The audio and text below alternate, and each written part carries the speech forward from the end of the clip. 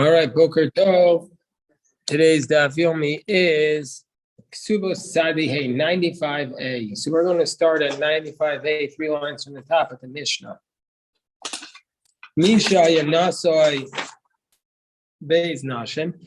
Let's say somebody's married to two women. Machar Es Sadeo, and this person sells his field. He's married to two women, so presumably both women have a lien on his property. And so then he sells his field.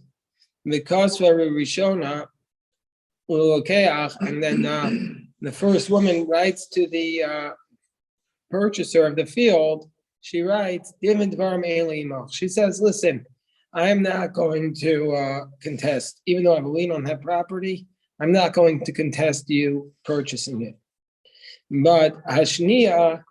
But the second one never did that. So the second woman, she still has a lien on that property, so she could take it from the purchaser. But then the first woman could come along and say to the second woman, I didn't waive my rights to you, I just waived it vis-a-vis him. So therefore, the second woman, can claim it back from the first woman.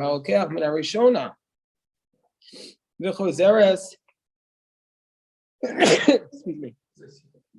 Pass those tissues, yeah. The Choseres Chalila.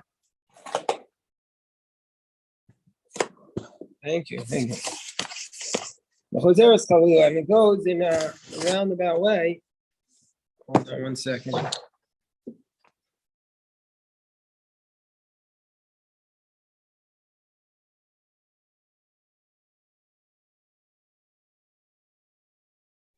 The Choseres Chalila, so then it goes in a circle. I mean, it doesn't actually mean that they all went and seized it. It means that they're just looking at the rights of this field and who has it. And so one person waives their rights vis-a-vis one person, when the other person gets it, and then the first person gets it back. And then the person then it goes in a circle with their rights. Hashu Su Sharabi name. They have to make a compromise. They have to figure it out. So to a creditor, and also a woman who's a creditor. So the Gemara is going to explain the last two cases. So first, the Gemara deals with a technical question. Can you really just sign away your rights like that? If you really just said, if the woman, wife number one, just says to the purchaser, Din v'dvarim, she writes, I don't have anything to do with this property. What really has gone on here? Nothing. Vatanya, then we learn in the Brisa. Omer Chavero. Somebody says to his friend, Din vidvarim ainli al sada zu be'ainli asik ba the other misulakas amen. Well, Amarkum. Then we learn that if somebody says to his friend, Din vidvar mainly also I have nothing to do with this field, mainly asik or I have no involvement in it. The other misulaka my hand is removed from it. Actually, they've said nothing. That's not a way that you could give away your property. So how is she giving it away here? By just saying Din vidvar mainly also So the Gemara says here, what are we talking about?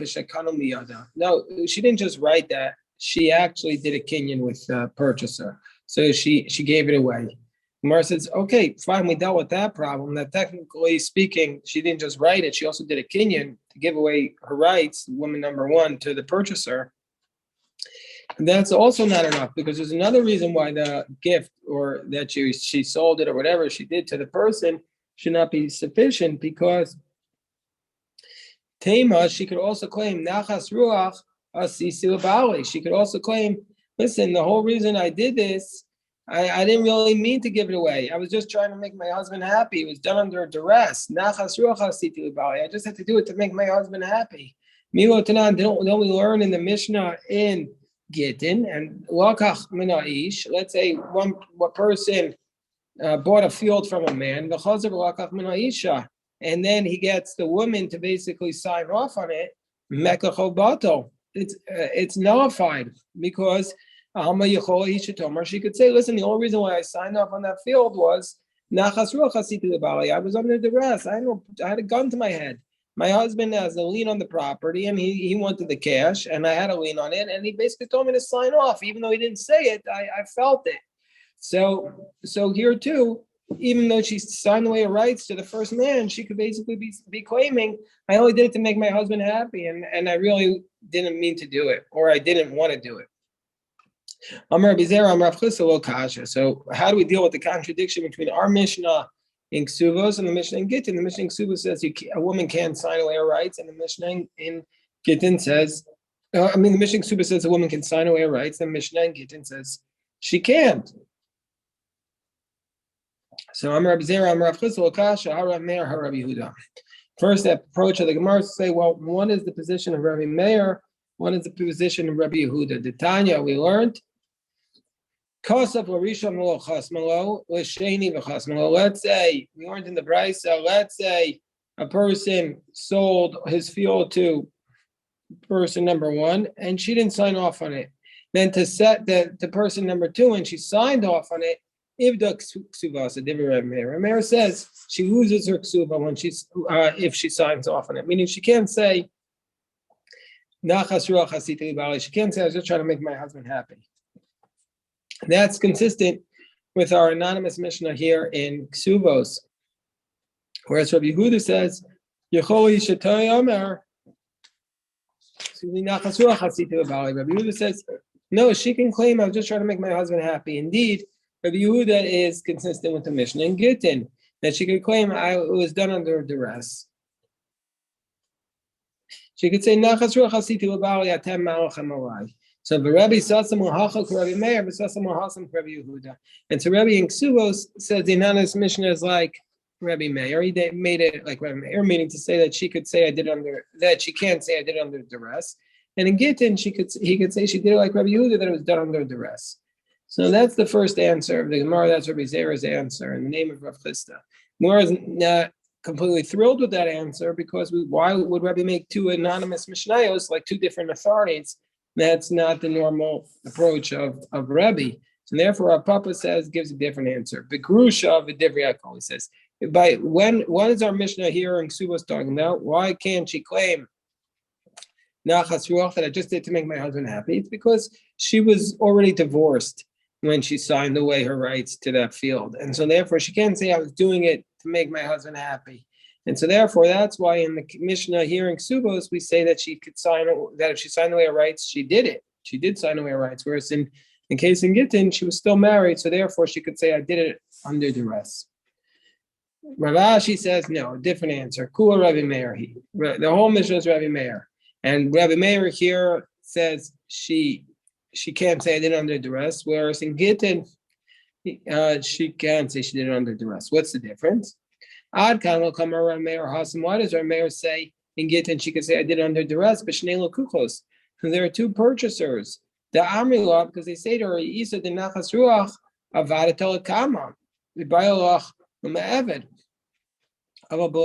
So basically, there's two purchasers. So if you really were to say that you did it under duress, then if that's the case, then the first time you should have also signed off. And the fact that you're only signing off on the second one, it means that you can't say you felt the duress to do it for your husband under duress, because otherwise you should have also signed off on the first one if you're claiming the only reason why you signed off was under duress. But if there's just one purchaser, I feel Rabbi Meir more than Rabbi Meir would admit that she could say I only did it under duress.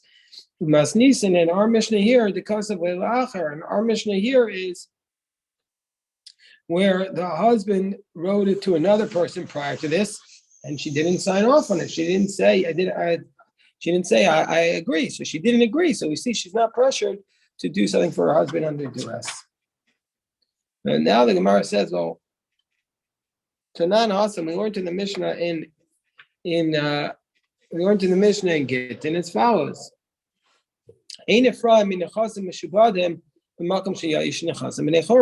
You can't make a claim on property which was bought, which you have a lien on it, while you still have free and clear property to claim from the person who you have a lien on his property. So if you have a lien on somebody's property, he sold that property to, let's say, Reuven sold it to Shimon. You can't make the claim on the property that Shimon now has if Reuven still has free and clear property. And even if the property that Reuven still has in his possession is Class C property, and you want the Class B or Class A, you can't do that. You have to go to the free and clear property, the Class C property. So the Gemara says, "Well, the Gemara asks a question. Let's ask you the following question: Ishtaduf b'nei charim ma'u." Let's say let's say the free and clear property that you had that Reuven has was ruined after Shimon brought the property from Reuven, which you had a lien on it, but he still had free and clear property. But now that property was ruined. Can the third person go to Shimon and demand that he give him up his property? So that's the question. So Gemara says, Tashma, let's try and bring a proof from this. Let's try and bring a proof from our Mishnah. Let's say, or from the Mishnah in Gittin. He writes, or from the Brisa that we just said above. Tashman Kasav Rishon. Let's say the husband writes a contract to the first person that he's selling his field. She doesn't sign off on it. Vasheni, the second person, and then she signs off on it. She signs off on the sale to the second one. Ibda Ksuvasa, she lost her Ksuva because she signed it away. That's the position of Rabbi Meir. And if you say, well, if the Bnei Chorim property is destroyed, you can go back and claim it from the people you had a lien on it. So Nihida, Ibda Ksuvasa Misheni, okay, she lost the Ksuva to the second one because she signed off on the property. But Mirisho Miyatigabe, she should be able to go back to the first one and claim it. So the Gemara says, no. The Gemara says, Amram Naham Bar Yitzchak, no. First of all, my Ibda, what does it mean? The first answer is, yeah, we agree with you. Ibda means Ibda Misheni. She only lost it from the second one. But the first one, indeed, she can go back and claim it from him. Amar Rava says, Shtei Chuvas B'Dava. Rava says, I disagree with you, Naham Bar Yitzchak, because of two reasons. One, Chada the Ibda L'Gamri Mashra. The word Ibda means completely lost it. The Ode, and furthermore, Tanya, we have a brisa that says, Lava Mina Echad, if you borrow it from one person, and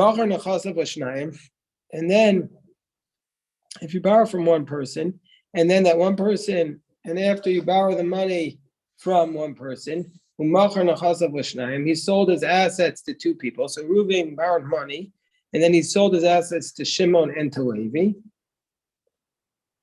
Because of Balchov, and the person who's a creditor on Reuven writes, he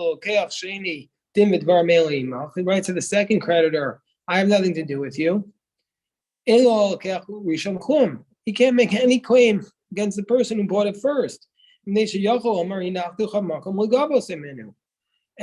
the person who bought it first could say, listen, when I bought the property, I wasn't buying the property that you had a lien on it because I left a space for you to claim the property the money you owed, free and clear. And then he went ahead and sold it. And so therefore, Rav is saying, and in that case, that's where he cost himself the money. We'll read the Rashi. This whole statement was a statement of Rav to Rav Nachman Bar Yitzchak. He said, Lo tema my ibda ksuvas misheni the afmi rishon ibda.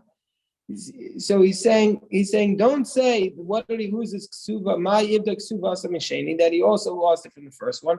Don't say because we can't learn out from there the case of Ishtadif. The asaf the avdek ksuvasa. There she's the one who lost her ksuva.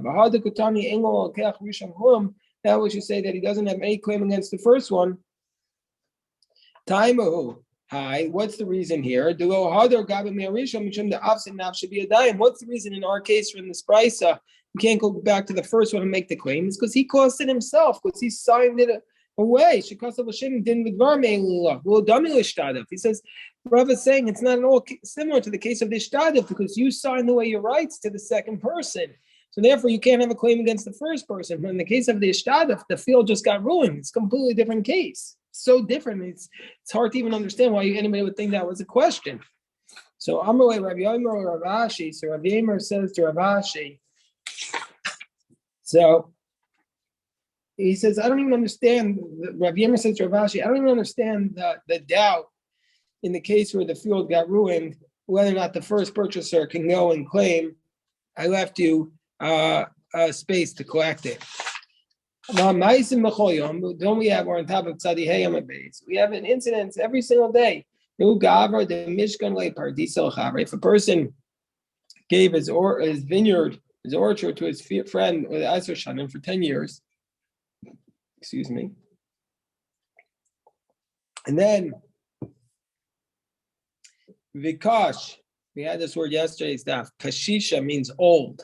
Abaye Kashisha. We had also Marukva Kashisha. We have the Kashisha means old.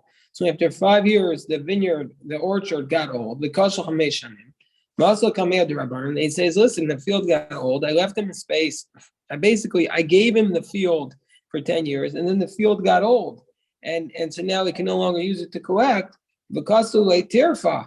And the rabbis say, yeah, you can go back to the people where there's a lien on it. And so there, even though that case is a case of almost like a shtaduf, like the field got ruined, and we still write a lien on the other people, the people who bought the property. So we see that in a case where there's a lien on a property, and then the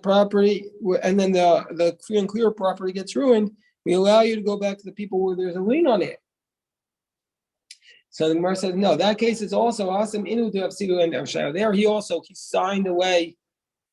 So that case that the vineyard gets old, what's the reason why we allow him to go to the property and to go back to the property where there's a lien on it? Because the purchaser who bought it, he should have known better. He should have known better when he bought the field, because he should have known that the vineyard that was the free and clear was going to get ruined. He knows that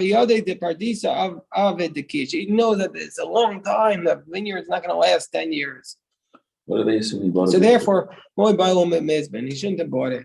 What do they assume he bought a vineyard? That's just because that's what the property that this guy had. No, that's what he gave him, the property.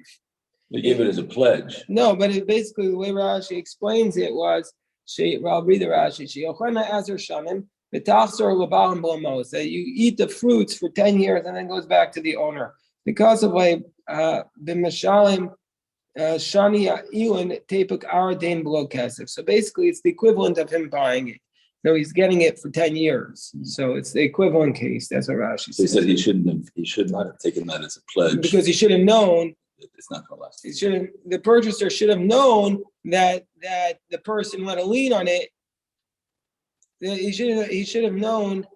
Well, the person who took the field as a pledge, as a payment, should have known it was going to wither, and therefore the other person can make a claim on the property that he had sold, which had a lien on it. Basically. What's the law in the end? Ishtaduf b'nei chari tarfa mimashadi. And indeed, that's the halacha that if you buy something and you left space that was free and clear, but that free and clear property got ruined, you could go in and claim it from the property that was purchased if you had a lien on it. Okay, so now we have another case. Amar Abaye says, what are we talking about here? Now, Rashi gives us the context here. Amar Lapanuya. A man says to a woman who's not married, I'm going to give my field to you, and after you, if you die, it goes to so-and-so. And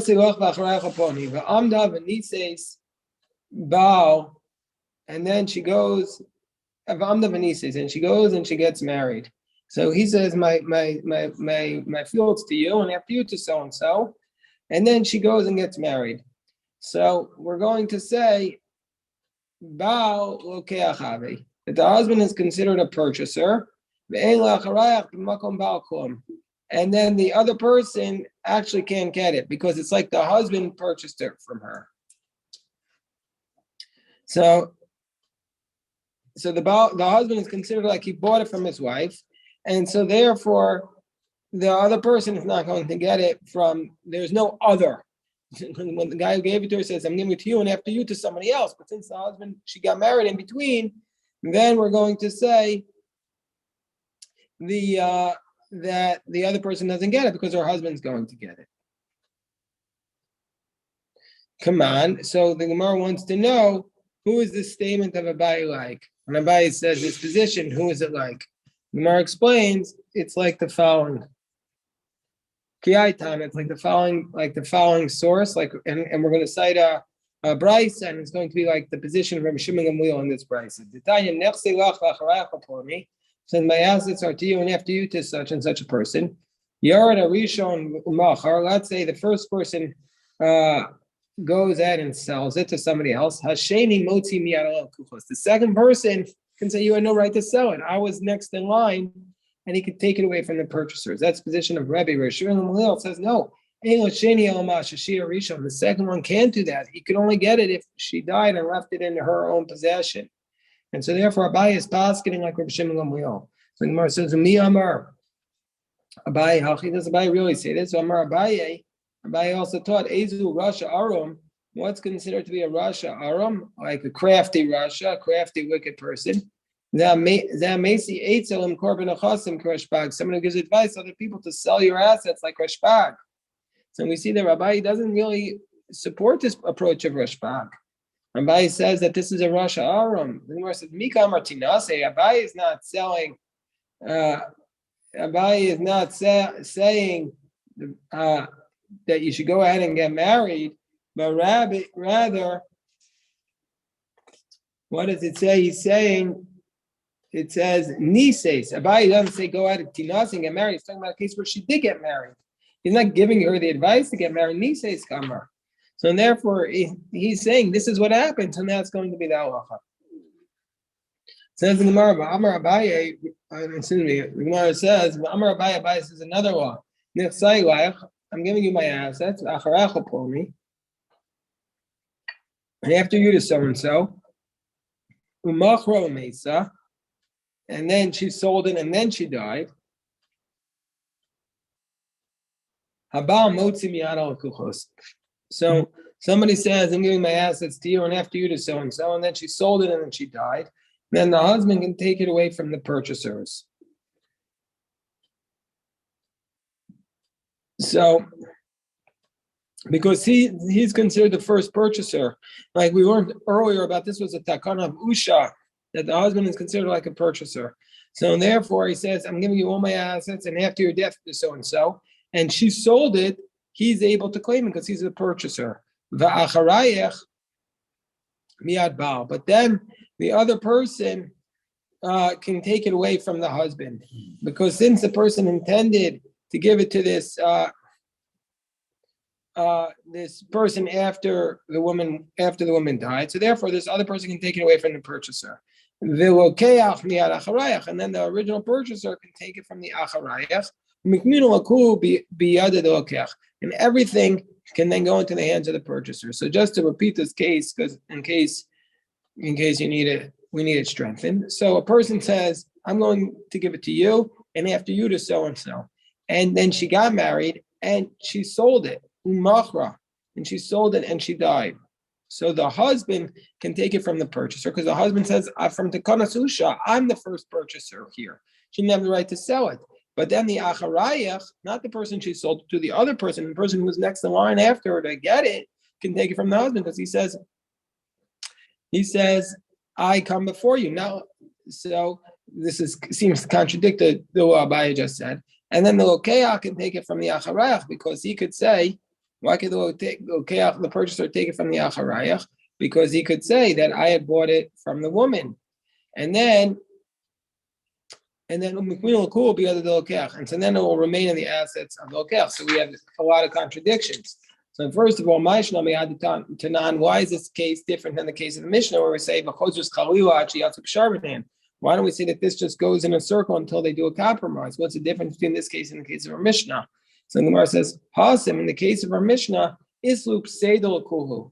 Then in the case of our Mishnah, all of them are going to lose money because they have the Kesubos, so it's their property basically, and also the person purchased it. Here, it's only the purchaser who has a loss because the other was a gift, and the husband also didn't put out any money. It's a weak answer because why do we care how you actually got it?